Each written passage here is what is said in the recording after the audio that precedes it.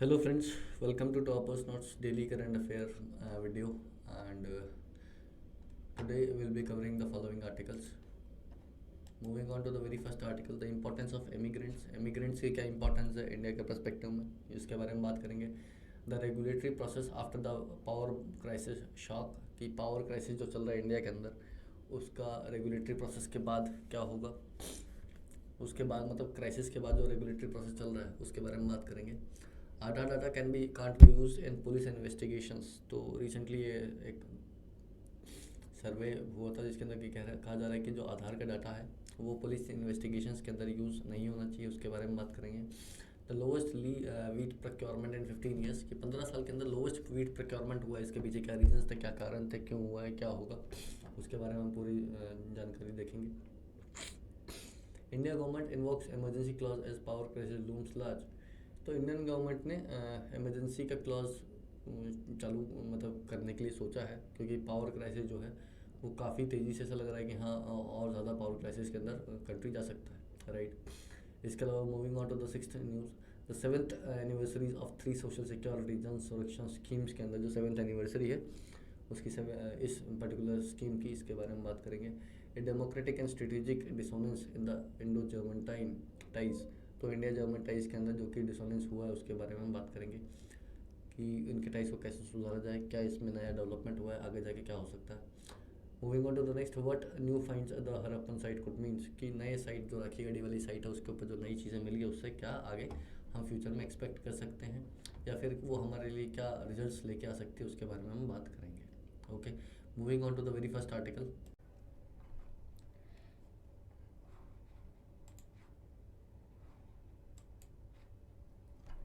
Powering up after the power crisis shock. अभी ये news क्यों आई है, क्योंकि आपको पता है कि जैसे हीट वेव्स और जो इकोनॉमिक रिकवरी के कारण जो पावर डिमांड है वो बहुत ज़्यादा बढ़ गया है. So the robust economic recovery of the two waves of COVID-19 and the unexpected heat wave have brought back power cuts. Now the government is undertaking emergency measures such as cancelling the passenger trains so as to be able to get the Indian Railways to transport more coal to power plants and issuing directives to use more imported coal to tide over the supply shortfall. तो अभी government एक immediate measures क्या लेख रही है कि passengers train को cancel करिए ताकि जो रेलवेज है वो कोल पहुंचा पाए पावर प्लांट्स तक. अब what is the nature of the consumer demand in the power sector. Under the electricity act it is the responsibility of discoms, जो कि डिस्ट्रीब्यूटर होते हैं इलेक्ट्रिसिटी के, to provide reliable quality and round the clock electricity to all consumers to meet full demand. To do so, they enter into contracts with the number of generating companies to ensure adequate supply. तो मतलब ये जो power supply का जो काम होता है वो डिस्कॉम का होता है. अब डिस्कॉम को पावर कौन देता है, जो जनरेटिंग कंपनी है, जो पावर जनरेटिंग कंपनी जिनको होते हैं जनरेटिंग कंपनी, गेनको और ये डिस्कॉम्स होते हैं जो डिस्ट्रीब्यूट करते हैं. तो इनके साथ ना ये कॉन्ट्रैक्ट में आता है. This discoms work under the oversight of state electricity regulatory commission. ये डिस्कॉम्स किसके अंदर होते हैं, स्टेट रेगुलेटरी जो बॉडीज होती हैं इलेक्ट्रिसिटी की. With higher incomes and the consequent increase in the use of ACs and other electrical appliances, the nature of electricity demand is rising daily, and there are seasonal peaks and spikes on very hot and cold days. This will only increase in the years ahead. कि मतलब अभी जैसे जैसे demand बढ़ती है, जैसे बहुत ज़्यादा गर्मी होगी तो ACs चलने लगेंगे, ठंड में हीटर चलने लगते हैं, तो ये सीजनल जो स्पाइक्स है वो होते रहेंगे. Towards reliable supply, ensuring reliable supply to meet the peaks requires making supply arrangements with reserve margins. Reserve margins मतलब कि जब कभी हाइक हो रही है तो हमारे पास इतना रिजर्व होना चाहिए कि अगर बहुत ज़्यादा हाइक हो रही है तो हमारे पास उसको कॉम्पनसेट करने के लिए इनफ सप्लाई है. Regulatory commissions need to provide for such expensive peaking power arrangements in the tariffs they provide. It is time to move toward separate peaking power procurement contract. मतलब इसमें एक क्या तरीका बोला गया है कि जो पीक पावर जो जिस टाइम पे पावर की डिमांड ज़्यादा हो जाती है उसके लिए आप एक अलग से कॉन्ट्रैक्ट साइन करो. In addition to the present system, जो कि प्रेजेंट जो पावर कॉन्ट्रैक्ट है, इसके अलावा जो पीक पावर जो डिमांड वाली जो टाइम है उसके लिए एक अलग कॉन्ट्रैक्ट का प्रोक्योरमेंट होना चाहिए. There may be a case for tightening the contractual terms with enforceable financial penalties. A transition to a demand-based time of day rate of electricity for generators as well as the consumers would help. कि मतलब जो भी demand based जो rate चल रहा है ना उसी पे जनरेटर और जो कंज्यूमर है, मतलब जो जनरेट कर सप्लाई, उनको ये ऐसे ये जो क्राइटेरिया है या ये जो तरीका है ये हेल्प करेगा. These should be brought in by the regulatory commissions. Peak demand moderation and flattening of the demand curve through a change in consumer behavior are feasible with smart meters. कि मतलब स्मार्ट मीटर्स लगा दो ताकि जो हम कितना energy consume करें, जब वो लोगों को रियल टाइम में दिखेगा तो वो अपना उनका बिहेवियर भी चेंज होगा तो कि वो इलेक्ट्रिसिटी भी जुडिशली यूज़ करेंगे. But this would take place only with a strong price signal and a large differential in peak off and peak rate. कि मतलब ये तभी काम करेगा कि जब आपका पीक टाइम और जो नॉर्मल रेट है वो बहुत ज़्यादा हो, तभी तो लोग फिर ऐसा स्विच करेंगे. Requirement for backup power will keep rising as the share of uncertain renewable generation grows. The consumer, political class, and the regulatory commissions have the collective responsibility for optimal decisions for reliable supply. Subsidies and politics. Free supply of electricity to farmers and households up to a specified level is not a problem as long as state governments are paying for it. मतलब जो free supply है वो तब तक problem नहीं जब तक कि गवर्नमेंट के पास पैसा है उसको पे करने का. The problem is absence of meaningful political decisions on the benefits of subsidies. Problem of delayed payment by discoms need to be resolved with urgency. The coal supply problem is not due to this. Coal India is not short of cash. It need to create capacities to increase production and railways need to carry larger quantities of coal when demand surges. कि मतलब यहाँ पे जो कोल India है, जो कोल generation है, उनके पास they are not cash strapped.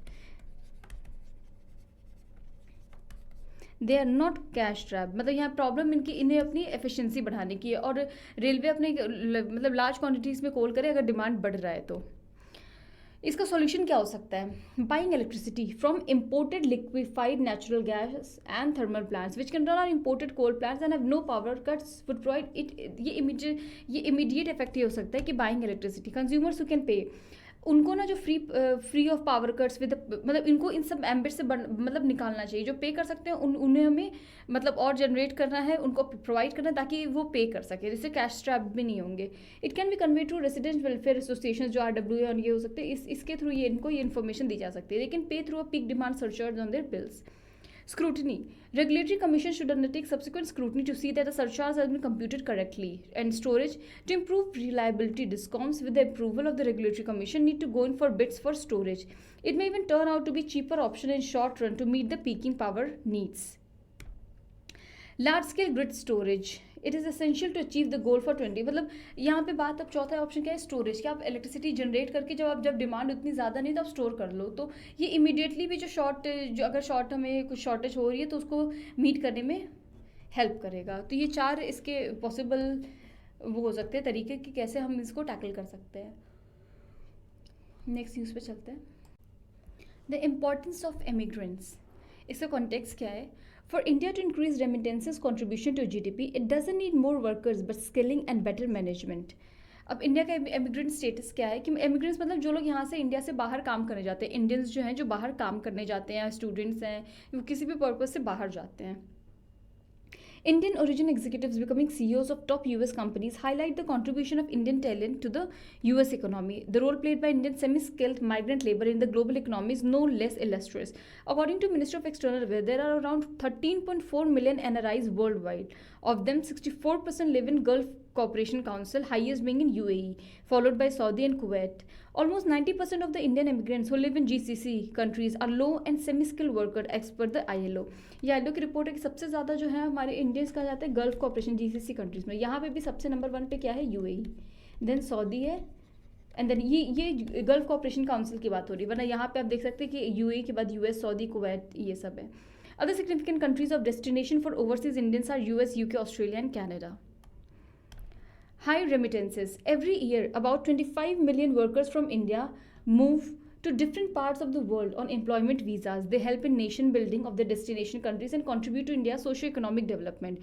एक NSO की रिपोर्ट थी, उसने क्या बोला है? Urban and rural household receiving remittances have approximately 23% and 8% better financial capacity. World bank group की एक रिपोर्ट है कि annual remittances transfer to India are estimated to be $87 billion, which is highest in the world. ये सब stats है जो आपको भी देख सकते हो, अपना आंसर में यूज़ कर सकते हो. Remittances transfer to India has seen an increase of 4.6% compared to 2020.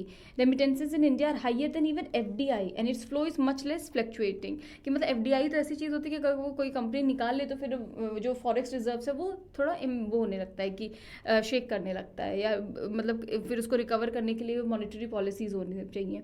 Still, remittances contribution of 3% in GDP is lower than that of the countries such as Nepal, Pakistan, Sri Lanka. Labor migration is good hedging strategy against unsystematic risk for any economy. Human capital should be invested in diversified portfolio, मतलब इसमें diversified portfolio से कहने का क्या मतलब कि human capital है वो डिफरेंट जगह पे इन्वॉल्व होनी चाहिए, एक जगह पे सारी चीज़ें नहीं होनी चाहिए. For many countries remittances have been a vital support to the domestic economy. For example, after 2015 earthquake in Nepal, overseas Nepalese increased remittances to an estimated 30% of the GDP. तो ये remittances countries को, जो domestic countries उनको बहुत help करते हैं. Protecting the immigrants. The cost of recruitment of workers and the cost of sending remittances back to India should come down. The safety and well-being of migrant labor are of top priority. Reducing informal and undocumented migration and formalizing all remittances is being given due focus. ये मतलब immigrants को protect करने के लिए क्या क्या हो रहा है, क्या हो रहा है और हमें क्या करना चाहिए. जो रिक्रूटमेंट एजेंसीज हैं इनको रेगुलेट करना चाहिए आईटी का यूज़ करके, कि जो भी मतलब लीव करें उनका एक डेटा होना चाहिए. इसी तरह ग्रीवेंस रिड्यूसल पोर्टल मदद लॉन्च किया था गवर्नमेंट ने 2015 में, जिसमें कि 95% जो केसेस है वो रिजॉल्व्ड है. Provisions of the immigration bill. एक अभी गवर्नमेंट ने इमिग्रेशन एक बिल ला रही है तो उसके प्रोविजंस को हम देख लेते हैं. इंडियन गवर्नमेंट ने propose a new immigration bill in 2021. इसका एम क्या था? To integrate the immigration management and streamline the welfare. इसमें एक प्रोविजन था इमिग्रेशन चेक रिक्वायर्ड. ये वो उस कैटेगरी के माइग्रेंट्स होते हैं जो कि 10th पास नहीं होते हैं and they face the challenge of informal immigration and hardships abroad. Bill makes it mandatory for all category of workers to register before departure to any country to ensure better protection for them and support and safeguard them in the case of vulnerabilities. इसमें एक immigration management authority होगा. Provision, इस bill के provision में registration of immigrant, skill upgradation, training, इन सब का provision है. इंडिया से कई स्टूडेंट्स भी हैं जो बाहर पढ़ने के लिए जाते हैं, तो ये बिल इनको भी कवर करता है. It will provide a comprehensive data set for efficient management of Indian migrants. तो ये वही है कि इसमें आपका क्या इमिग्रेशन का जो भी डेटा है हमारा इंडिया का, और ये डेटा, इस प्रोविज़न, और मतलब कि ये कैसे हम इनके अपना कंट्रीब्यूशन जीडीपी में, जो भी रेमिटेंसेस हैं उनको जीडीपी में हम उनका शेयर बढ़ा सकते हैं. तो उसके लिए बहुत ज़रूरी है कि जो इमिग्रेंट्स हैं उनके सेफगार्ड के लिए मैकेनिज्म लाई है. जो गवर्नमेंट ये बिल आ रही है that is very good, in a very good light. तो आप इन सब को ध्यान रखना है. इसके प्रोविजंस में कभी डायरेक्टली तो नहीं पूछेंगे, बट हाँ मतलब कभी वे फॉरवर्ड में आप ये लिख सकते हो. This news is regarding Aadhaar data can be use in police investigation. यानी कि आधार डेटा को आप as a means of transparency police investigation में ले नहीं सकते हो. तो इसके ऊपर एक जजमेंट आई है रिसेंटली. सो ये इम्पॉर्टेंट है GS2 के पॉइंट ऑफ व्यू से. सबसेक्शंस आएंगे issues related to development and management of social sector and social services. So जो UIDAI उदय जिसको बोलते हैं हम, जो आधार कार्ड मुहैया कराता है तो ऑल रेसिडेंट्स, अब वो बाय लॉ उनको ये प्रोहिबिशन है कि वो इस तरह की जो बायोमेट्रिक इन्फॉर्मेशन है ये पुलिस के साथ शेयर नहीं कर सकते हैं. सो UIDAI के बारे में जान लेते हैं. इसको इस्टेब्लिश किया गया था 12 जुलाई 2016 को, जो आधार एक्ट 2016 में आया था उसके अंतर्गत, और ये है under ministry of electronics and information technology. So ये UIDAI जो है उनको ये एक 12 डिजिट का जो आधार नंबर होता है जिसको UID यूनिक आइडेंटिफिकेशन नंबर बोलते हैं, ये देना होता है हर एक रेसिडेंट को, ताकि वो एक ID प्रूफ के रूप में काम करे और वो हर जगह as a universal tool use किया जा सके. ये इनिशियली सेटअप किया गया था गवर्नमेंट ऑफ इंडिया के द्वारा जनवरी 2009 में, जो कि पहले प्लानिंग कमीशन के अंदर थी, लेकिन अब ये नीति आयोग के अंदर काम करती है. ठीक है. अब जैसे आधार कार्ड का जो मोस्टली यूज़ होता है हमारे यहाँ वो होता है, तो सबसे पहले तो ये एक ID प्रूफ और एड्रेस प्रूफ के रूप में काम आता है. उसके अलावा ये एक यूनिक आइडेंटिफिकेशन प्रोवाइड करता है सिटीजन्स को एनीवेयर इन दी कंट्री.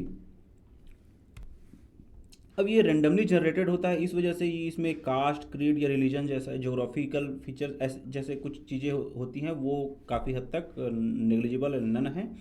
अब ये पेपरलेस है तो इसको ऑनलाइन एनीवेयर एक्सेस किया जा सकता है. उसके अलावा ये कुछ और भी यूजेस हैं जो जनरली होता है आधार कार्ड का. सो करंट इशू क्या है? करंट इशू ये है कि UIDAI जो है उन्होंने अपोज किया है एक पिटीशन दिल्ली पुलिस के द्वारा जो चाहते थे कि उनको अलाउ किया जाए बायोमेट्रिक इन्फॉर्मेशन लेने के लिए जो UIDAI प्रोवाइड करेगी for their investigation. So Delhi police ने जो प्ली डाला है तो वो काफ़ी हद तक एक यूनिक सा केस है, क्योंकि दिल्ली पुलिस ने दिल्ली हाई कोर्ट को अप्रोच किया अंडर सेक्शन 33/1 के आधार एक्ट के द्वारा। लेकिन वही जो आधार एक्ट 2016 है उसके सेक्शन 28(2) और 28(5) जो है, जिसमें targeted delivery of financial and other subsidies, ये सब चीज़ें जो आती है, उसमें ये लिखा है कि UIDAI है वो इंश्योर करे confidentiality of identity of information and authentication records of individual. यानी कि ये UIDAI की जिम्मेदारी है कि इस तरह का जो भी इंफॉर्मेशन है उसको इंश्योर करे कि वो कॉन्फिडेंशियल रहे, वो किसी भी पब्लिक प्लेटफॉर्म पे या किसी भी और अथॉरिटी को शेयर ना हो। तो एक कॉन्फिडेंशियलिटी जो होती है इस डेटा की, उसके बारे में देखते हैं। सो UIDAI का कहना है कि जो दिल्ली पुलिस के जो प्ली है वो कॉन्ट्ररी है सेक्शन 29 ऑफ आधार एक्ट के, क्योंकि सेक्शन 29 ये प्रोहिबिट करता है कि आप कोर बायोमेट्रिक इन्फॉर्मेशन कहीं भी शेयर नहीं कर सकते, चाहे वो फिंगरप्रिंट हो, चाहे वो आइरिस स्कैन हो, या और अदर किसी भी टाइप की जो बायोलॉजिकल एट्रीब्यूट जो है जिस टाइप के, उसको आप शेयर नहीं कर सकते। ये सेक्शन 19 में लिखा हुआ है आधार एक्ट के। और अगर दिल्ली कोर्ट भी इस तरह का किसी टाइप का जजमेंट देती है तो वो पास नहीं कर सकती है without giving an opportunity of hearing from the authority. और अगर ये इंडिविजुअल के लिए है तो वो भी वो नहीं कर सकती है विदाउट एनी हियरिंग। सो ये एक इशू था। सो आधार के बारे में आपको पता होना चाहिए, और इससे रिलेटेड जो क्वेश्चंस आए हैं पहले एग्जाम में उसके बारे में आपको पता होना चाहिए। So that's all in this news. This news is regarding lowest wheat procurement in 15 year. So last time जब व्हीट प्रोक्योरमेंट काफ़ी हद तक हाई थी, वो अब 15 साल के सबसे लोएस्ट स्तर पे पहुंच गई है। सो इसका रीज़न क्या है ये आगे देखेंगे।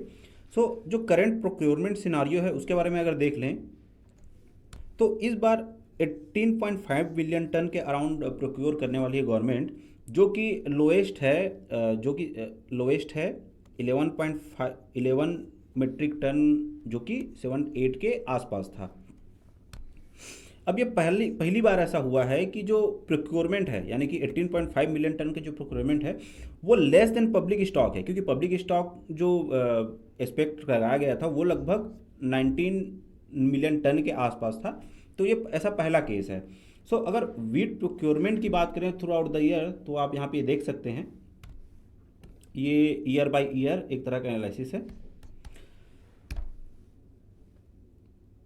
सो रीज़न क्या है, आखिर ये 15 ईयर लो में आखिर पहुँच गया है, तो आखिर क्यों पहुँचा है? तो उसकी वजह, सबसे पहली वजह है एक्सपोर्ट डिमांड। एक्सपोर्ट डिमांड काफ़ी हद तक बढ़ा है इंडियन व्हीट का। तो क्योंकि 21-22 में इंडिया ने लगभग 7.8 मिलियन टन का व्हीट जो है वो एक्सपोर्ट किया है, जो कि रिकॉर्ड था। और इसका रीज़न ये था कि रशिया एंड यूक्रेन वॉर जो था उसकी वजह से इसकी काफ़ी हद तक शॉर्टेज पड़ गई थी, क्योंकि रशिया और यूक्रेन की अगर बात करें तो ये 28% के आसपास जो व्हीट है वो एक्सपोर्ट करती है दोनों कंट्री मिलके। तो अब ये अगर मार्केट में नहीं है तो जाहिर सी बात है डिमांड काफ़ी हद तक बढ़ेगी और एक तरह से क्रंच भी आएगा इसका। तो इसका फ़ायदा इंडिया को मिला है। इंडियन व्हीट जो है वो अराउंड $350 यानी कि लगभग 27,000 रुपये पर टन के हिसाब से एक्सपोर्ट किया जा रहा है। लेकिन जो MSP मिलता है फार्मर्स को वो इसमें मिलता है 20,150 के आसपास। यानी कि आप इस प्राइस और इस प्राइस का डिफरेंस देख सकते हैं कि फार्मर को एक्सपोर्ट करने में काफ़ी ज़्यादा फ़ायदा होता है। और ये भी एक वजह है जिसकी वजह से फार्मर जो है प्रोक्योरमेंट यानी कि गवर्नमेंट को नहीं बेच रहे हैं, वो कहीं और बेचने की कोशिश कर रहे हैं। प्रोडक्शन भी थोड़ा सा लो हुआ है इस बार, क्योंकि जो सडन स्पाइक आया था टेम्परेचर में, जो मार्च का जो सेकंड हफ्ता यानी 15 मार्च के बाद का अगर टाइम देखें तो अचानक से सडन स्पाइक आया, और जिसकी वजह से जो फसल है उसकी यील्ड में थोड़ी सी कमी आई। तो जो मोस्ट व्हीट ग्रोइंग फार्मर्स थे उन्होंने रिपोर्ट किया है 15 से 20% का डिक्लाइन पर एकड़ में। तो ये काफ़ी ज़्यादा डिक्लाइन है। और और एक्चुअली जो वीट प्रोड्यूसर होते हैं जो कि पोर्ट के काफ़ी पास होते हैं, तो उनको ट्रांसपोर्ट का और उस पर्टिकुलर पोर्ट पे पहुंचने के लिए थोड़ा कम खर्च करना पड़ता है, जिसकी वजह से उनको ज़्यादा प्रीमियम मिलता है, तो वो एमएसपी से काफ़ी ज़्यादा ही हो जाता है। इस वजह से भी एक रीज़न है कि वो जो फार्मर्स हैं वो गवर्नमेंट के पास सेल नहीं कर रहे हैं, क्योंकि मेनी फार्मर्स है वो होल्ड कर रहे हैं अपने क्रॉप को, ताकि नियर फ्यूचर या कभी भी जब ज़रूरत पड़े तो वो हाई प्राइस पे एक्सपोर्ट कर पाएँ। इस तरह की जो होर्डिंग थी फार्मर्स के द्वारा, वो रिसेंट पास में देखा गया था। जो सोयाबीन और काटन को जो प्राइस था वो जब इंटरनेशनल लेवल पे काफ़ी ज़्यादा हाइक हो गया था, तब भी ये सिनारियो देखने को मिला था। अब अगर अवेलेबिलिटी देखें गवर्नमेंट के पास, तो ओपनिंग स्टॉक 19 मिलियन टन के आसपास एक्सपेक्ट किया गया था, लेकिन अब प्रोक्योर हो पाएगा अराउंड 18.5 मिलियन टन। तो गवर्नमेंट के पास अभी 22-23 के लिए जो स्टॉक अवेलेबल है वो है अराउंड 37.5 मिलियन टन। सो अगर मार्च 31 तक के लिए अगर गवर्नमेंट का स्टॉक देखें तो वो 7.5 मिलियन टन के आसपास है। तो अब क्योंकि प्रोक्योरमेंट कम हुआ है, प्रोडक्शन भी कम हुआ है, इसकी वजह से जो प्रधानमंत्री गरीब कल्याण अन्न योजना जो है, इसमें थोड़ी सी कटौती की गई है।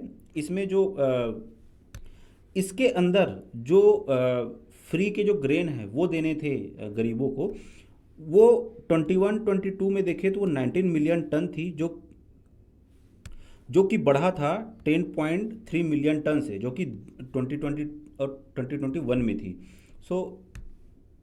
लेकिन इस बार ऐसा लगता है कि इस बार इसको कम किया गया है, लगभग 6.1 मिलियन टन के आसपास है, जो कि काफ़ी सब्सटेंशियल गिरावट दिखाती है। अब सिर्फ ये होप ही किया जाता है कि वीट के जो प्राइसेस हैं वो थोड़े कम होंगे, ताकि जो 2006-07 और 2007-08 में हुआ था वो ना हो और फिर से एक प्राइस में स्टेबिलिटी आ पाए। गवर्नमेंट ये कोशिश कर रही है कि वीट को राइस से भी रिप्लेस कर सके, ताकि इंडिया के जो राइस एक्सपोर्ट है वो भी बढ़ सके। तो ये भी इंडियन गवर्नमेंट एक अल्टरनेटिव की तरफ से देख रही है।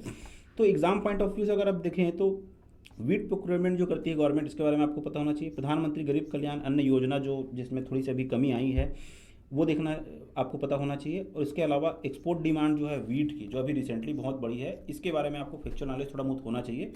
ये इंपॉर्टेंट है एग्जाम पॉइंट ऑफ व्यू से। That's all in this news. Indian government invokes emergency clause as power crisis looms large। तो कॉन्टेक्स्ट क्या है कि अभी जो कोल शॉर्टेज की वजह से बहुत intense power crisis India face कर रहा है, उस केस में उसकी वजह से इंडियन गवर्नमेंट ने एक इमरजेंसी क्लॉज इन्वोक किया है, जिसमें कि क्या होगा कि जो आइडल पावर स्टेशंस हैं, बेसिकली जो कि अभी आइडल पड़े हैं, उन पावर स्टेशंस को इम्पोर्टेड कोल्स के पर चलाया जा सकता है, ताकि इलेक्ट्रिसिटी की जो शॉर्टेज है उसको कॉम्पेंसेट किया जा सके। ऑलराइट, उसके अलावा एक गवर्नमेंट कमेटी जो होगी वो जो, क्योंकि इम्पोर्टेड कोल है तो इसका, क्योंकि अभी कोल जो है ये यूक्रेन क्राइसिस की वजह से भी बहुत ज़्यादा कॉस्टली है, तो हायर कॉस्ट जो जनरेशन का है इलेक्ट्रिसिटी का, तो एक कमेटी बनाई जाएगी जो कि इस हायर कॉस्ट ऑफ जनरेशन को कस्टमर्स को कैसे पास करना है, क्या मैकेनिज्म फॉलो करना है, वो बताएगी, फैसिलिटेट करेगी। ऑलराइट, अभी प्रेजेंट सिनेरियो क्या है कि इंडिया जो है वो countries, basically India has been facing long power cuts in some parts of the country as a demand for electricity surges on the account of summer seasons and low output of coal. तो India अभी बहुत ज़्यादा intense power cuts, India के जो rural regions हैं specially, वो बहुत लंबी पावर कट्स झेल रहे हैं, क्योंकि अभी इलेक्ट्रिसिटी, गर्मी की वजह से इलेक्ट्रिसिटी डिमांड तो बहुत ज़्यादा है, लेकिन कोल आउटपुट बहुत कम है, कोल अवेलेबिलिटी कम है, जिसकी वजह से पावर जो स्टेशंस हैं वो अपनी फुल कैपेसिटी पे काम नहीं कर पा रहे हैं। Alright, stockpiles at coal-fired power stations have tumbled more than 14% since the start of April, leaving about 100 plants with critical supply levels। तो जो कोल फायर्ड पावर स्टेशंस हैं उनकी सप्लाईज 14% से ज़्यादा गिर गई हैं अप्रैल की स्टार्टिंग में, जिसकी वजह से 100 प्लांट्स के, जो बेसिकली 100 पावर प्लांट्स हैं, उनमें क्रिटिकल सप्लाई लेवल्स हैं। Alright, the reserves are expected to shrink further due to the high demand that will likely persist until the arrival of monsoon। तो अभी ऐसे कहा जा रहा है कि जो कोल रिजर्व्स का जो अमाउंट है वो और श्रिंक होगा बिकॉज ऑफ हाई डिमांड, और ये मॉनसून तक ऐसा ही चलेगा। Alright, 43% of the plants fired by imported coal, which have a total capacity of 17.6 gigawatts and account for 8.6% of total coal power capacity, are currently idle. तो जो कोल से चलने वाले पावर प्लांट्स हैं उनमें से 43% अभी खाली पड़े हैं बिकॉज ऑफ कोल शॉर्टेज. ना coal dependency for power in India. Alright, तो पिछले साल से ये कोल शॉर्टेज का इशू चल रहा है. सितंबर 2021 में thermal power comprised 60% of India's installed capacity in power generation. तो थर्मल पावर जो था वो इंडिया की इंस्टॉल्ड कैपेसिटी का 60% कंप्राइज करता था. मार्च 2022 की बात करें तो कोल बेस्ड पावर जनरेशन जिसकी कैपेसिटी 210 गीगावाट है, टोटल हमारी कैपेसिटी 396 गीगावाट, उसमें से coal based power generation 210 gigawatts का है. ऑलराइट, तो ये फिलहाल मार्च 2022 में 53% of India's total power capacity comprise करता है. Alright, India's imports about 20% of its thermal coal requirements. India अभी थर्मल कोल रिक्वायरमेंट्स का 20% इंपोर्ट करता है. Council on energy environment and water assessment CEEW के अनुसार, उसके असेसमेंट के अनुसार, a disproportionate share of generation comes from older inefficient plants while the newer efficient ones remain idle for the want of favorable coal supply contracts or power purchase agreements. तो जो generation है basically वो older inefficient plant से majorly आ रहा है, और जो नए और जो एफिशिएंट प्लांट्स हैं वो अभी खाली पड़े हैं क्योंकि उनके पास में कोल सप्लाई नहीं है, या फिर फेवरेबल कोल सप्लाई कॉन्ट्रैक्ट्स नहीं है, या प्रॉपर पावर परचेज अग्रीमेंट्स नहीं है. तो ये है मेजर सिनेरियो कोल शॉर्टेज की वजह से पावर क्राइसिस किस तरीके से लूम कर रही है. Alright, now what is the cause of power crisis. Causes of power crisis क्या है? First is revival of economic activities. Heat wave तो बहुत ज़्यादा इंटेंस चल रहा है अभी इंडिया में. उसके अलावा कोविड-19 में बार की वजह से जो बार बार लॉकडाउन लगे हैं, उसके बाद में लोगों ने अपने लॉसेस को कवर करने के लिए इकोनॉमिक एक्टिविटीज़ को स्पीड अप कर दिया है, और उसकी वजह से इलेक्ट्रिसिटी डिमांड बहुत ज़्यादा इंक्रीज हो गई है. अप्रैल 2022 की अगर हम बात करें तो average daily energy requirement increase to 4,512 million units from 3,941 million unit in April 21, registering a 14.5% growth compared to an average year-on-year growth of around 5%. Alright, तो डेली एनर्जी रिक्वायरमेंट जो है वो कितना हो गया है? 4,512 million units from 3,941 million units. Alright, जिसकी वजह से क्या हो रहा है कि average year on year growth कितनी बढ़ गई है? 55%. ऑलराइट, मार्च से अप्रैल में जो एनर्जी रिक्वायरमेंट में जंप आया है वो है 6.5% का. तो ये है पावर क्राइसिस का एक कॉज. उसके अलावा जो थर्मल पावर प्लांट्स है वो इनएफिशिएंसी उनकी है, बहुत इनएफिशिएंट है, उस वजह से भी नेक्स्ट पावर क्राइसिस जो है वो फेस कर रहे हैं. 236 gigawatt of thermal power plants running much below there capability. Alright, तो थर्मल पावर प्लांट्स अपनी बहुत कैपेबिलिटी से बहुत नीचे काम कर रहे हैं, और इंडिया जो है वो अब कैसे काम कर सकता है? इंडिया को अपना थर्मल जनरेशन इंक्रीज करना पड़ेगा. ऑलराइट, जो थर्मल पावर प्लांट्स हैं उनके लिए कंडीशन होती है कि उनको 2 से 3 वीक की फ्यूल नीड्स को स्टॉकपाइल करके रखना पड़ता है, इकट्ठा करके रखना पड़ता है. ऑलराइट, लेकिन फिलहाल 100 से ज़्यादा प्लांट्स जो हैं वो अपने 25% ऑफ द रिक्वायर्ड लेवल से कम पे काम कर रहे हैं. ऑलराइट, और हाफ जो हैं इन्हीं 100 प्लांट्स के हाफ, मतलब 50 प्लांट्स जो हैं आसपास, वो 10% से बिलो कैपेसिटी पे काम कर रहे हैं. Alright, cash flow problem in the electricity sector. Alright, तो जो ड्यूज हैं 1 लाख करोड़ के, वो डिस्कॉम्स उन ड्यूज को रिकवर नहीं कर पा रहे हैं पावर. ऑलराइट, तो उसकी वजह से क्या है कि जो पावर जनरेशन कंपनीज हैं वो कोल इंडिया लिमिटेड को पैसे नहीं दे पाती है, पेमेंट्स नहीं कर पाती हैं. उसके अलावा यूक्रेन वॉर की वजह से जो मार्केट कोल प्राइसेस है, इंटरनेशनल कोल मार्केट कोल प्राइसेस जो हैं वो अभी 2020 में जो $50 प्रति टन थी वो अब $400 से ज़्यादा प्रति टन है. तो ये भी एक बहुत बड़ा इशू है, जो प्राइसेस हैं वो बहुत ज़्यादा बढ़ गई हैं. Next, discom losses. ऑलराइट, तो डिस्कॉम लॉसेस 21% का है. ऑलराइट, तो उसकी वजह से क्या है, डिस्कॉम लॉसेस क्यों होते हैं? क्योंकि एक तो ऑपरेशनल इनएफिशिएंसी, बिजली चोरी हो गई, दूसरे इश्यूज हैं, उसके अलावा ड्यूज की रिकवरी नहीं कर पा रही है डिस्कॉम्स, तो ये एक सबसे बड़ा लॉस है. Alright, multiple structural fault lines. First is the chronic insolvency of DISCOMs, which has disrupted upstream supply chains. Another is that the utilities do not undertake effective resource planning. Moreover, the blame game in such cases is inevitable. With every crisis, states blame the center for faulty coal allocation and dispatch, and the centers blame states' inability to pay upstream suppliers. The result is band-aid solution to suppress the crisis rather than fixing structural fault lines. तो क्या है कि बहुत सारी faults हैं, बहुत सारी fault lines हैं जो एनर्जी इंफ्रास्ट्रक्चर है उसमें, वो भी एक मेजर इशू है. तो पहला है कि क्रॉनिक इंसॉल्वेंसी है डिस्कॉम्स की. डिस्कॉम्स अपने जो लॉसेस हैं वो रिकवर नहीं कर पा रहे हैं, उसकी वजह से सप्लाई चेन्स डिस्टर्ब हो रही है. और दूसरा क्या है, दूसरा है कि यूटिलिटीज़ जो है, जो इलेक्ट्रिसिटी यूटिलिटीज़ कंपनीज़ हैं, जो दूसरी एंटिटीज़ हैं, वो इफेक्टिव रिसोर्स प्लानिंग नहीं करती. और रिसोर्स प्लानिंग नहीं होती है तो इलेक्ट्रिसिटी का वेस्टेज होता है. उसके अलावा लूप होल्स का यूज़ करके जो लोग हैं वो इलेक्ट्रिसिटी चोरी करते हैं और दूसरे जो मैल प्रैक्टिसेस में अडेप्ट होते हैं. ऑलराइट, उसके अलावा इन केसेस में इलेक्ट्रिसिटी के जो केसेस हैं उनमें ब्लेम गेम बहुत ज़्यादा चलता है कि स्टेट्स जो हैं वो सेंटर को बोलते हैं कि आप हमें प्रॉपर कोल सप्लाई नहीं कर रहे हैं, सेंटर स्टेट्स को बोलता है कि आप हमारे जो अपस्ट्रीम सप्लायर्स हैं उनको पेमेंट नहीं कर रहे हैं. तो ये ब्लेम गेम चलता रहता है. ऑलराइट, तो स्ट्रक्चरल फॉल्ट लाइंस को क्योर करने में किसी का भी ध्यान नहीं है, तो ये भी एक कॉज है पावर क्राइसिस का. Now what can be the way forward? Planning and policy reforms. There is a need to change our planning from primarily managing scarcity to one of the flexible resiliency. Alright, तो scarcity को manage करने के अलावा हमें दूसरी resilience भी create करना है. ऑलराइट, हमें फीडबैक्स लूप्स इकोसिस्टम में, इलेक्ट्रिसिटी इकोसिस्टम में बनाने हैं ताकि स्टेक होल्डर्स के पास में इंसेंटिव्स हों कि अगर उन्होंने कंप्लायंस या फिर जो गाइडलाइंस दी गई है उनको माना उन्होंने, तो स्टेक होल्डर्स को इंसेंटिव्स मिलने चाहिए. अगर वो नहीं मानते, अवहेलना करते हैं, तो उनको रिपरकशंस या फिर जो पनिशमेंट्स हैं वो फेस करने पड़ेंगे.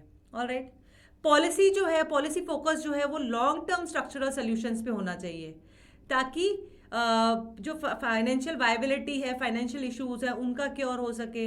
उसके अलावा रिसोर्स प्लानिंग जो है वो रोबस्ट हो सके.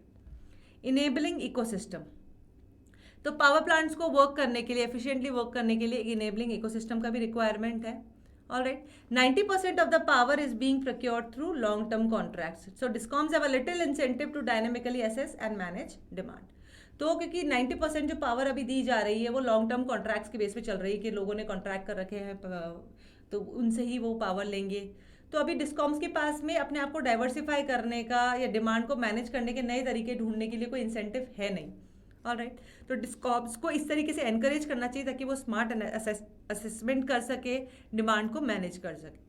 Alright, strategic energy transition. Alright, तो एनर्जी ट्रांजिशन भी बहुत ज़्यादा स्ट्रैटेजिक होना चाहिए. तो क्या होगा, अगर स्ट्रैटेजिक होता है तो लो कॉस्ट पावर प्रॉमिस जो है रिन्यूएबल एनर्जी या फिर रिन्यूएबल एनर्जी पे स्विच कर लेते हैं अगर वो, तो उससे क्या होगा, उनके पास में लो कॉस्ट पावर जनरेशन होगा. Alright, middle term solutions to solve crisis. India जो है अभी फ्यूचर में भी काफ़ी टाइम तक कोल शॉर्टेज को फेस करेगा. अभी भी इंडिया कोल शॉर्टेज फेस कर रहा है. तो अपनी लॉन्ग टर्म एनर्जी सिक्योरिटी को मैनेज करने के लिए इंडिया को अपने रिन्यूएबल से प्रोडक्शन को रैंप अप करना पड़ेगा. रिन्यूएबल एनर्जी को ज़्यादा यूज़ करना पड़ेगा. ऑलराइट, लेकिन मीडियम टर्म की अगर बात करें तो अभी कोल माइनिंग फैसिलिटीज़ पे अगर वो एक बार इंफ्रास्ट्रक्चर को अपग्रेड कर लेता है और एग्जिस्टिंग माइंस जो हैं उनको प्राइवेट सेक्टर के लिए खोल देता है, तो कोल सप्लाई का जो इशू है उसको काफ़ी हद तक कर्ब किया जा सकता है. क्योंकि प्राइवेट सेक्टर जो है वो बहुत ज़्यादा एक्टिव होता है क्योंकि उनका जो फोकस होता है वो प्रॉफिट मेकिंग होता है. तो इस वजह से प्राइवेट सेक्टर के इन्वॉल्वमेंट से जो क्राइसिस चल रहा है, कोल शॉर्टेज चल रहा है, इसको कर्ब किया जा सकता है. And focusing on domestic production and reducing imports. अभी इंडिया को क्या ज़रूरत है कि क्योंकि इम्पोर्ट्स बहुत ज़्यादा महंगा पड़ रहे हैं. 2020 में जो $50 प्रति टन पे कोल मिल रहा था वो अब $400 से ज़्यादा पे मिल रहा है. तो इसलिए इंडिया को फोकस करना पड़ेगा कि वो डोमेस्टिक प्रोडक्शन को तो इंक्रीज़ करे और इम्पोर्ट्स को कंट्रोल करे. क्योंकि वो अवॉइड नहीं कर सकता है बट वो कंट्रोल कर सकता है, लिमिट कर सकता है. India must enhance investments in the deployment of clean coal technologies throughout the coal value chain. Mining blocks allocated to the private sector, private commercial mining now being legal, may be helped to get into production by earliest. By doing so, the requirement for higher coal imports and the consequent onerous financial burden would get moderated. Alright, तो India को अभी clean कोल technologies भी involve deploy करने की ज़रूरत है. Alright, private sector को जो माइनिंग ब्लॉक्स दिए हुए हैं या कमर्शियल माइनिंग जो है उसको जो कि लीगलाइज हो गई है वो भी प्रोडक्शन में हेल्प कर सकती है. तो उसकी वजह से क्या होगा कि जो हायर कोल इंपोर्ट्स की रिक्वायरमेंट है और जो फाइनेंशियल बर्डन इंडिया फेस कर रहा है वो काफ़ी हद तक मॉडरेट हो सकता है. तो this is all about the way forward, क्या क्या स्टेप्स लिए जा सकते हैं. उसके अलावा हमने पढ़ा कि कॉजेज़ क्या है, क्राइसिस के सिनेरियो क्या है. So this is all in this news. Now moving on to the next. 7th anniversaries of 3 social security schemes या जन सुरक्षा स्कीम्स. तो 3 सोशल सिक्योरिटी स्कीम्स जो कि हैं प्रधानमंत्री सुरक्षा बीमा योजना, प्रधानमंत्री जीवन ज्योति बीमा योजना और अटल पेंशन योजना. इन तीनों सुरक्षा स्कीम्स जो हैं इनका अभी 7th एनिवर्सरी अभी हुई है. ऑलराइट, इन स्कीम्स का काम क्या है, ये डेडिकेटेड किस चीज़ के लिए है, ये काम करती है for the welfare of citizens. और फ्यूचर में कोई अनसीन फिनेंशियल लॉस होता है या फिनेंशियल अनसर्टेनिटी होती है उससे शील्ड करना सिटीजन्स को. ऑलराइट, अब हम एक एक करके इन तीनों स्कीम्स के बारे में बात करते हैं. तो पहली है प्रधानमंत्री सुरक्षा बीमा योजना. तो ये 1 साल के लिए वैलिड होती है. आपने प्रीमियम पे किया तो 1 साल के लिए आपको कवर मिलेगा. It is a 1 year accidental insurance scheme renewable from year to year offering coverage for death and disability due to accident. तो अगर एक्सीडेंट की वजह से किसी की डेथ होती है, डिसेबिलिटी होती है तो उसको ये कवर करता है. इसका जो एज ग्रुप है वो होता है 18 to 70 ईयर्स. और इसके लिए क्या एलिजिबिलिटी है कि एक सेविंग्स बैंक अकाउंट होना चाहिए या पोस्ट ऑफिस अकाउंट होना चाहिए उस बेनिफिशियरी का. Alright, accidental death cum disability cover of ₹2 lakh for death and disability due to an accident. तो accidental death cum disability cover भी प्रोवाइड किया जाता है. पार्शियल अगर फुल डिसेबिलिटी है या डेथ हो गई है तो 2 लाख रुपए मिलते हैं और अगर पार्शियल डिसेबिलिटी है तो 1 लाख रुपीज़ का प्रोविजन है. ऑलराइट, क्यूमुलेटिव इनरोलमेंट जो है स्कीम के अंदर ये है, they have been of more than 28.37 crore and an amount of 1930 crore has been paid for 97,227 claims. तो इतने क्लेम्स फिलहाल इस स्कीम के अंदर आ चुके हैं और उसकी वजह से 1930 करोड़ का जो क्लेम्स हैं वो सेटल किए जा चुके हैं. ऑलराइट, तो हमने पढ़ा 9 मई 2015 में कोलकाता में प्राइम मिनिस्टर ने इसको लॉन्च किया था. एक्सीडेंटल डेथ रिस्क को कवर करता है. हर साल अगर 12 रुपये पर ईयर का प्रीमियम दिया जाता है तो 2 लाख का एक्सीडेंटल कवर प्रोवाइड करता है ये. और 8 अप्रैल 2016, ये पुराना डेटा है लेकिन 8 अप्रैल 2016 तक 9.40 करोड़ लोगों ने इसमें एनरोल किया था. ना प्रधानमंत्री जीवन ज्योति बीमा योजना, तो ये भी एक इंश्योरेंस स्कीम ही है. ये भी 1 ईयर के लिए वैलिड है and it is renewable from year to year offering coverage for death due to any reason. Individuals in the age group of 18 to 15 years having a savings bank or post office account are entitled to enroll under the scheme. तो इसकी जो age limit है वो है 18 to 50 years और ये उन लोगों के लिए है जिनके पास में अपना सेविंग्स बैंक अकाउंट या पोस्ट ऑफिस अकाउंट है. ऑलराइट, इसमें भी 2 लाख का लाइफ कवर ही मिलता है इन केस ऑफ डेथ.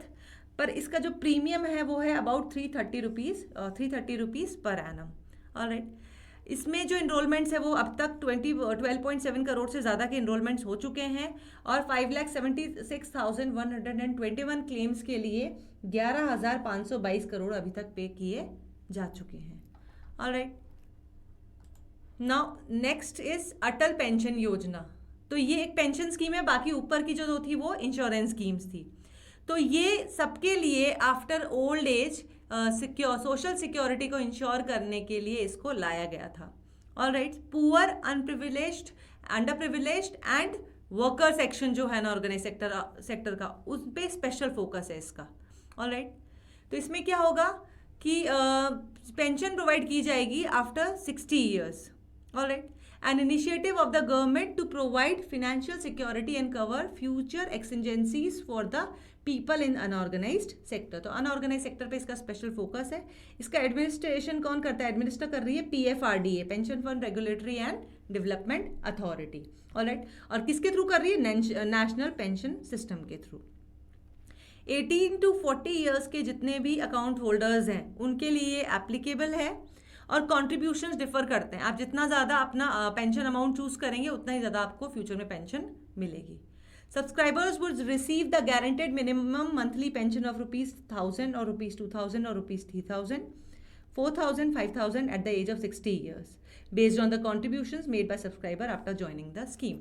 तो आप इसमें कंट्रीब्यूशन उसी तरीके से कर सकते हो जब आप स्कीम ज्वाइन कर लोगे तो आपने जितना ज़्यादा कंट्रीब्यूशन इंश्योर किया है उतना ही ज़्यादा आपको मंथली पेंशन मिलने लग जाएगी. पेमेंट फ्रीक्वेंसी की अगर हम बात करें तो subscribers can make contributions to APY on a monthly, quarterly and half yearly basis. Alright. More than 4 crore individuals have subscribe to the scheme. तो 4 करोड़ से ज़्यादा इंडिविजुअल्स ने फिलहाल इस स्कीम में सब्सक्राइब किया है. ऑलराइट. तो पर्पस क्या है? पेंशन प्रोवाइड करना. 18 to 40 ईयर्स इसकी लिमिट है. फिक्स पेंशन है 1000 से 5000 तक की इसमें लिमिट है कि मिनिमम पेंशन मिलेगी 1000, मैक्सिमम मिलेगी 5000 at the age of 60 years.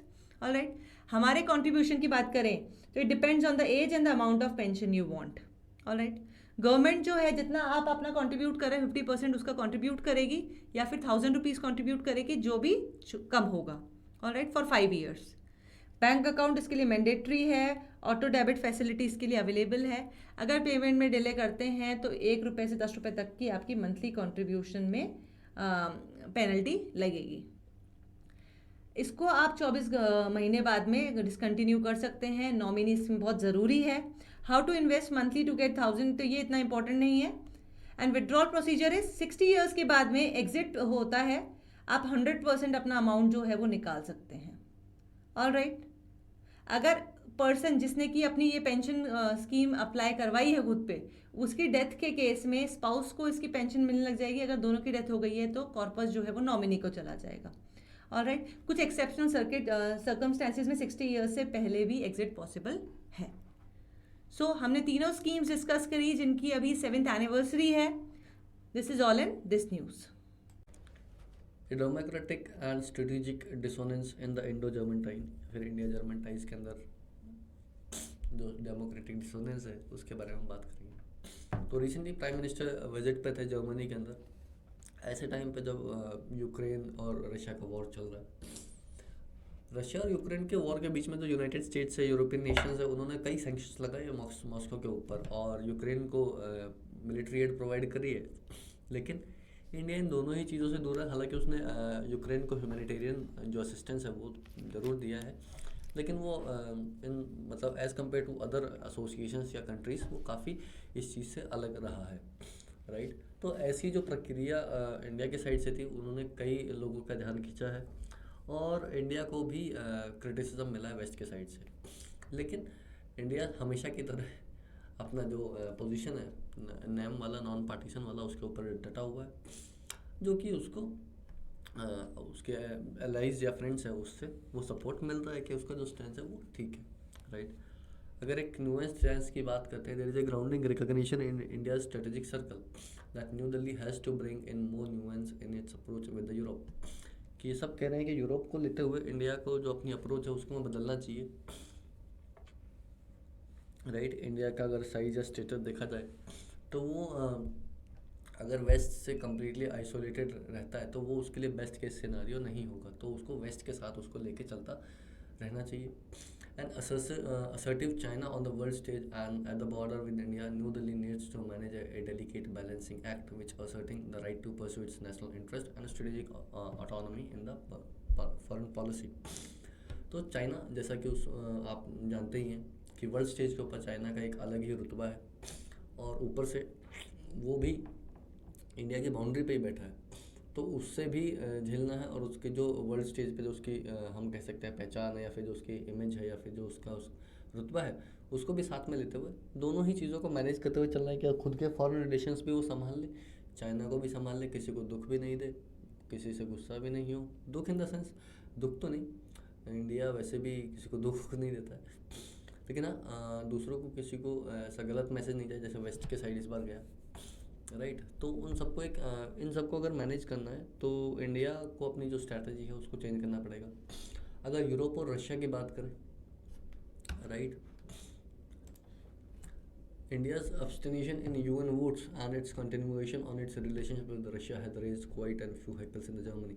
तो काफ़ी बार UN के वोट्स को abstain करने के बाद रशिया भी चौकन्ना हो, जर्मनी भी और काफ़ी अदर कंट्रीज़ भी उसने काफ़ी ऐसा मुद्दा उठाया था कि इंडिया क्यों उसको सपोर्ट कर रहा है, क्यों उसको एब्सटेन कर रहा है, क्यों उनको अपोज नहीं कर रहा है, राइट। तो पब्लिक एंड प्राइवेट डिस्कशन जो थे इंडिया की एज ए मेजर पावर और largest economy are being brought to forefront, कि लार्जेस्ट इन सब मुद्दों को सामने लाया गया। और there is an growing expectation that India needs to make a shift from its position on Russia and join hands with the European countries and US in protecting democracy in the need। तो काफ़ी discussion और deliberations के बाद कई लोगों ने ये कहा कि इंडिया की जो अपनी फॉरेन पॉलिसी है, जो उसका स्टैंस रहता है रशिया को लेके, उसको वो चेंज करना चाहिए और वेस्ट या फिर यूरोप के साथ आके उसको साथ में चलना चाहिए, राइट। और इस पूरे प्रेशर के बीच में जो प्राइम मिनिस्टर की विजिट थी जर्मनी में, उससे ये परसेप्शन चेंज हुआ है, जिससे कि जो बड़ा गैप बन रहा था उसको थोड़ा कम किया गया है, right. As proved by Ukrainian war, however new Delhi has chosen to prioritise interest over pursuing a political shaped by policy shaped by common democratic values that define Germany, Japan and India. कि European वो अगर Ukraine war की अगर हम बात करे जाए तो इंडिया ने चूज़ करी है कि उसको क्या प्रायोरिटाइज करना है, उसके इंटरेस्ट या फिर ऐसी पॉलिसी जो कि कॉमन डेमोक्रेटिक वैल्यूज़ को शेप करी गई हो, राइट, जो कि जर्मनी, जापान और इंडिया को डिफाइन करती है, क्योंकि तीनों कंट्रीज सेम स्टैंस के साथ चली थी। अगर एंगेजमेंट की बात करते हैं तो जो चाइना फैक्टर है वो बहुत ही बड़ा मुद्दा है इंडिया के साथ। For several years now, India's policy have registered promoting democracy in neighborhood and have instead opted to deal with the de facto powers, right? कि डेमोक्रेसी वाला जो सिस्टम है वो उसने अभी धीरे धीरे वो कम करता जा रहा है। अफगानिस्तान की अगर बात करें, where India is still reluctant to do business with the Taliban is probably an aberration. अभी भी जो अफगानिस्तान को लेकर स्टेंस है वो भी एबरेशन के अंदर ही है। India's policy towards Myanmar junta is defined by the pragmatism, कि जो म्यांमार के अंदर जो इशू उसकी जो पॉलिसी है वो प्रैग्मेटिज्म के ऊपर डिपेंडेंट है। प्रैग्मेटिज्म मतलब कि एक सही होने की आशा है कि आगे जाके चीज़ें सही होंगी और उसके बाद हम पॉलिसी को थोड़ा सा और सही कर पाएंगे। Therefore the democratic rational of the convergence of interest to protect democracy values hardly a stronger binding code between India and Germany, right. The geopolitical convergence of countering the rise of China, particularly in Indo-Pacific, seems to be more compelling necessity than the ideational and normative aspects of protecting democratic norms and values। तो जो अगर China की अगर बात करें तो geopolitical convergence of countering, कि China को काउंटर करने के लिए पर्टिकुलरली इंडो पैसिफिक के अंदर वो एक नेसेसिटी है कि नॉर्मेटिव एक्सपेक्ट के ऊपर, क्योंकि उसके जो डोमेस्टिक नॉर्म्स और वैल्यूज हैं उनको प्रोटेक्ट करने के लिए चाइना को काउंटर करना पड़ेगा, राइट। अगर एंगेजमेंट की बात करें यूरोप के साथ, so far India has not revise its position on Russia and Ukraine by continuing to underline the unequal condemnation of the violence. तो शुरू से लेकर आखिरी तक अभी तक भी इंडिया ने अपना जो हम कह सकते हैं स्टैंस है वो बदला नहीं है। तो उसने जो वायलेंस है उसको हमेशा ही कंडेम किया है और रशिया को पर्टिकुलर रशिया को फ्रेम करते हुए कोई भी उसने ऐसा हम कह सकते हैं कि स्टेटमेंट या फिर कुछ ऐसा नहीं दिया है जिससे कि रशिया के ऊपर सवाल उठाया जा सके। However India make it's clear that irrespective of position on the solitary issue of geopolitical relevance, the bilateral engagement with the country like Germany, France and Denmark remains at the top priority. India ने हालांकि ये बताया कि हमारा अपना जो geopolitical relevance है उसको हटाते हुए कोई भी मतलब हो, लेकिन जो बाकी कंट्री जैसे जर्मनी, फ्रांस, डेनमार्क है वो हमेशा ही टॉप प्रायोरिटी पे उनके बायलैटरल एंगेजमेंट रहेंगे, right. The holding of 6th India Germany inter governmental constitution is a biennial format which India conducts with Germany assumed critical importance. तो इसी दौरान ये जो Indo Germany inter governmental consultation है इन्होंने इस पर्टिकुलर कंसल्टेशन ने काफ़ी एक क्रिटिकल इंपॉर्टेंस ले ली है। इंडिया भी इसको एक स्ट्रेटेजिक इंपॉर्टेंस देता है क्योंकि एक लॉन्ग स्टैंडिंग कमर्शियल टाइज हैं जर्मनी के साथ और एक इम्पॉर्टेंट पिलर है स्ट्रेटेजिक पार्टनरशिप के, जो कि दो नेशन इंटर हुए थे सन 2000 के अंदर, right. To highlight the convergence of issue and economics, technology and climate change, right. In particular चीज़ों के ऊपर ये काम करते हैं। तो एक फुल टाइज के ऊपर एक फुल पोटेंशियल टाइज भी अभी अचीव करने के ऊपर टाइम है। अभी ऐसा अचीवमेंट हुआ नहीं है क्योंकि एक लैक ऑफ अंडरस्टैंडिंग है एक दूसरे के स्ट्रेटेजिक कल्चर और डोमेस्टिक पॉलिसीज़ को लेके। जर्मनी ने इंडिया को इन्वाइट किया G7 मीटिंग के अंदर जो कि जून के अंदर है and constitute as a bid to wean India away from its position on Russia, और रशिया के ऊपर जो उसका स्टैंस है उससे थोड़ा हटाने की कोशिश की है, राइट।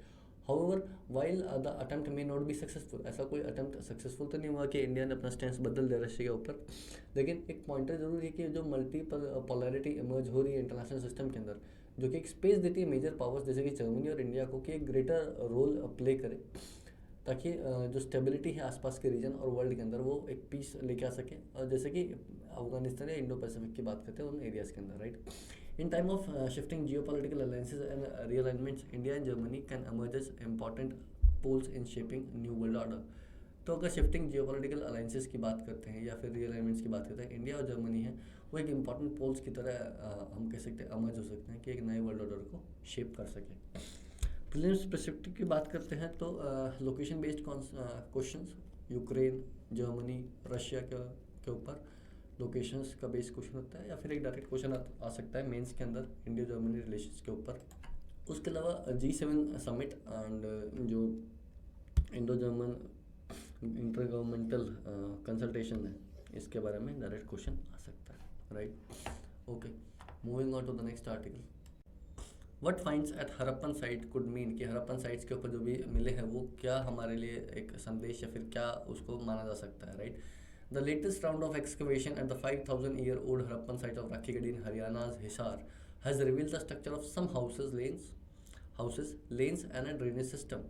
कि अभी रिसेंटली जो 5000 साल पुराना जो शहर है राखीगढ़ी हरियाणा के हिसार के अंदर, अगर वहाँ पे एक्सकवेशन की बात करते हैं तो अभी रिसेंटली वहाँ पे एक हाउसेज, गलियाँ मतलब लेन्स और ड्रेनेज सिस्टम के कुछ सोर्स मिले हैं, स्ट्रक्चर्स मिले हैं, जो कि एक could be possibly A jewellery making unit हो सकती है, जो कि ASI के ऑफिशियल्स ने कहा है, राइट। स्केलेटन रिमेन्स मिले हैं, skeletons of 2 women were found at mount number 7 believe to be nearly 5000 years old। कि 2 औरतों का जो हम कह सकते हैं कि स्केलेटन्स मिले हैं 5000 साल पुराने हो सकते हैं। Pots and other artifacts were found buried next to the remains, part of funeral rituals back। उसके अलावा पॉट्स मिले हैं, कुछ आर्टिफैक्ट्स मिले हैं जो कि हम कह सकते हैं कि जब उस टाइम दफनाया जाता होगा या जलाया जाता होगा, उस टाइम के जो फ्यूनरी रिचुअल्स रहते होंगे उस टाइम ये चीज़ें यूज़ करते होंगे। तो ये जो DNA सैंपल्स हैं इनको भेज दिया गया टेस्ट के लिए, और इनके मतलब एक तो एंसेस्ट्री के बारे में बता सकते हैं कि कहाँ से आते हैं, उसके अलावा फूड हैबिट्स क्या थी उस टाइम के लोगों की, उसके बारे में इस DNA सैंपल से पता कर सकते हैं। The mount has yielded around 60 burials in the previous excavation. तो इस पर्टिकुलर जहाँ पे ये हो रहा है उसमें 60 बरियल्स या प्रीवियस एक्सकवेशन में ये चीज़ें मिल चुकी हैं। सेटलमेंट्स की अगर बात करते हैं, sign of settlements, this is the first time excavation have done in mount number 3 which is revealed that appears to be aristocratic settlement. कि अभी जो माउंट नंबर 3 के अंदर जो एक्सकवेशन हो रहा है वो एक एरिस्टोक्रेटिक सेटलमेंट के तौर पर अपीयर होता है, एंड उसको देखते हैं कि ये बहुत पहली बार हुआ है, right. In all Harappan site excavation so far there have been similar signs of 3 tiers of habitation, common settlements with mud brick walls, elite settlements with burnt bricks alongside with mud brick walls, and possible middle rung settlements हम कह सकते हैं। अगर हम बात करते हैं location की, इंपॉर्टेंट इंडस वैली सिविलाइजेशन के साइट्स जो है तो मेजरली हरियाणा के अंदर राखीगढ़ी जहाँ पर ये न्यूज़ है, राइट। हरियाणा हिसार रेवाड़ी या फिर हम बोल सकते हैं गुड़गांव के आसपास पड़ता है। उसके अलावा हरप्पा जो हाल फिलहाल पाकिस्तान के अंदर है, मोहनजोदारो हाल फिलहाल पाकिस्तान के अंदर है, उसके अलावा धोलावीरा गुजरात के अंदर, लोथल गुजरात के अंदर और कालीबंगा गुजरात के अंदर, राइट। तो राखीगढ़ी हम देखते हैं जींद, हंसी और हिसार के बीचों बीच है, राइट। ओके, आर्टिफैक्ट्स की अगर बात करते हैं तो स्टेटाइट की seals, terracotta bangles, terracotta baked sealings, एक एलिफेंट्स का रिलीफ एंड हरप्पन स्क्रिप्ट मिली है। Some Harappan sealings that were used, कि ऐसी सीलिंग्स मिली जो कि यूज की जाती थी कि ऑब्जेक्ट को मार्क किया जाए, belonging to a set of people या फिर कम्युनिटी वाज आल्सो रिकवर्ड। कि ऐसे सील्स मिली थी कि जो ऑब्जेक्ट है वो एक पर्टिकुलर कम्युनिटी या फिर एक सेट ऑफ पीपल्स के लिए वो बिलोंग करती है। About 1000 odd objects recovered this season have come from a mature Harappan period. तो अब लगभग 1000 नए सब्जेक्ट्स हमें मिले हैं, राइट। अगर आर्कोलॉजिकल स्पैन की बात करें हरप्पन सिविलाइजेशन के ऊपर तो ये 3 पीरियड्स के अंदर डिवाइड की जा सकती है। Early Harappan 3300 BC to 2600 BC, mature 2600 BC to 1900 BC, और लेट हरप्पन साइट की अगर बात करते हैं तो 1900 BC to 1700 BC, right. 5 urban sites हैं, मोहनजोदड़ो, हरप्पा, गनरीवाला पाकिस्तान के अंदर है, राखीगढ़ी, धोलावीरा इंडिया के अंदर है, और जो कि एक सिविलाइजेशन के सेंटर्स के तौर पर पहचानी जाती है। अगर ज्वेलरी यूनिट की बात करते हैं, एक large number of steatite bands beads of semi-precious stones, shells and objects made of agate and carnelian have been recovered, right? Beads मिले हैं. Possible remains of 5,000 years old jewelry making unit have been traced, which signifies the trading was also done from the city, right? एक 5,000 साल पुरानी jewellery making unit की जो traces है वो मिले हैं, राइट? तो मंजुल जो कि इनका एक्सकवेशन जो कर रहे हैं, उन्होंने कहा है कि कोई भी क्वारी नहीं थी स्टोन्स के ऊपर, जैसे लापुस लजुली या फिर शेल्स के ऊपर. तो डिस्कवरी शो एक एक्सटेंसिव ट्रेड था areas far away from Afghanistan, जो कि जहाँ पे कि लैपिस मिला जाता है, राइट? क्योंकि जो प्रीवियसली लैपिस लजुली मिला था वो इंडिया के अंदर ऐसा कुछ नहीं है कि कोई स्टोन मिला हो जिसके अंदर कि लैपिस लजुली या फिर शेल्स मिलेगा. तो इससे ये दर्शाता है कि अगर वो यहाँ का नहीं था तो वो मोस्ट प्रोबेबली अफगानिस्तान के अंदर था, जहाँ से कि वो ट्रेड होता था. तो ये ट्रेडिंग का एक साक्ष्य देता है, राइट? मेजरली प्रीलिम्स फोकस्ड है. IVC Indus valley civilisation major important sites यहाँ से बताया, इसके अंदर क्या क्या मिले हैं, एक्सकवेशन कब हुआ, कहाँ नहीं हुआ, उसके बारे में बात कर सकते हैं, राइट? मेजरली तो यही है, पीरियड्स, हड़प्पा से और जो मेजर फाइंडिंग्स है उसके बारे में डायरेक्ट क्वेश्चन आ सकता है, right? This was all for today and will meet you tomorrow. Thank you so much. Keep listening and keep watching the Toppers Notes. Kindly download our daily current affair booklet for your rapid revision of the newspaper, and you can also follow our test series on our app. Okay, thank you so much. We'll meet you tomorrow. Thanks a lot.